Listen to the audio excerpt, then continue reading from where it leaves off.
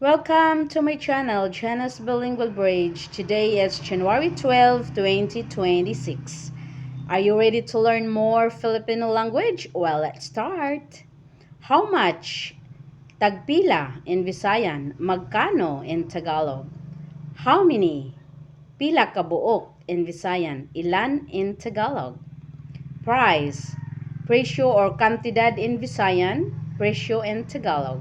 Cost. Gasto in Visayan. Gastos in Tagalog. Gain. Ginansya in Visayan. Tubo in Tagalog. Debt. Utang in Visayan and Tagalog. The same. Payment or pay. Pagbayad in Visayan. Pagbabayad in Tagalog. Loan. Gapautang in Visayan. Nagpahiram in Tagalog.